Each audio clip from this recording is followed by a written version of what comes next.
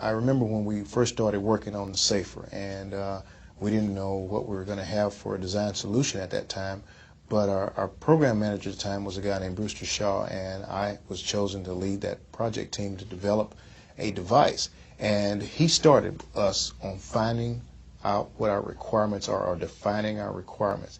And I really struggle with that. But I am glad that we spent the time that we did on writing the requirements, because the requirement, it comes out quite simple.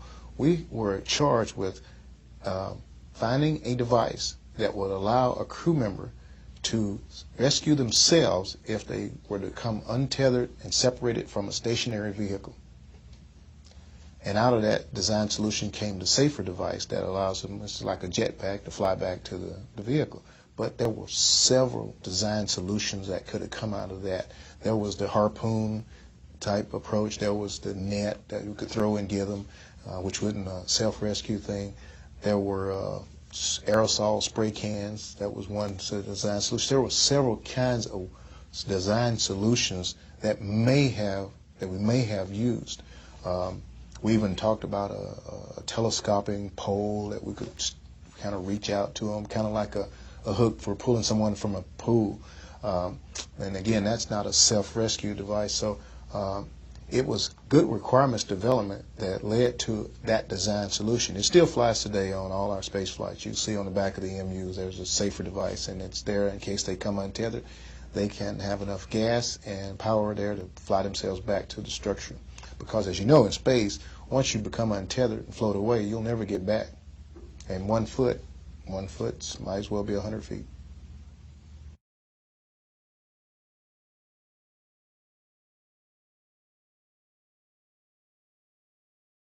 It's also important to elaborate, to write down the reasons or rationale why an objective is set. Because many times senior people will move on. By their nature, to get senior, you'll be more near retirement age and you'll be more senior, so it's more likely that you will not see the project or program come to an end.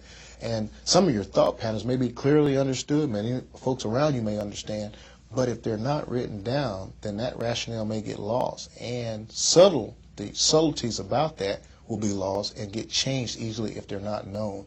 It's kind of like when you're writing software.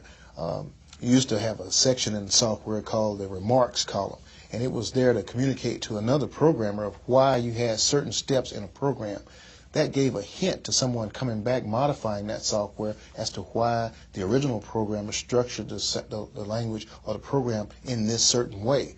It gave them hints to how to change it and some of the consequences that might happen if they made changes to something that they'd set in place. So hence, it's important to give that rationale for the objectives in these major programs and projects that we're doing here today, so that future generations, as they come along, they'll understand why, so as when it comes time to make changes or even contemplate making changes, they'll understand some of the consequences involved in making those changes. So it's very important that these rationale that I mentioned earlier be written down. It's real important that all the reasoning behind the objectives and high-level 0 and 1 requirements be clearly defined. If you don't document the requirements clearly, you can go off and eventually come up with a design solution that meets some of the requirements, but it might not meet them all. In fact, it may not meet the very main requirements that you had to begin with.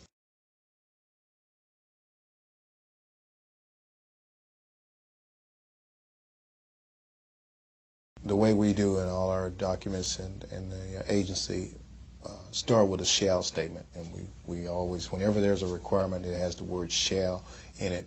Along with those, I think the most optimum way to do that is to embed the rationale in italics in that document. Because if there's somewhere else, it may add to the bulk of the document, it may make it more cumbersome to read it, but if there's somewhere else, they're less likely to get read. So it's really important, I think, to put the rationale and make sure it's set off in such a way that you know it's not part of the requirement, but it's the thought pattern. Another example is when we built our 80/80 standards. Those are design standards. We have a whole section in every one of those 80/80 standards that tells why this is a design standard. For example, we have one that says you can't put positive and negative wires adjacent to each other in a connector harness. And a person might say, well, why not? Well, it's because they could short. That's easy rationale. It's easily understood. It's more likely that two pins next to each other will short than two pins that are on opposite ends of a connector.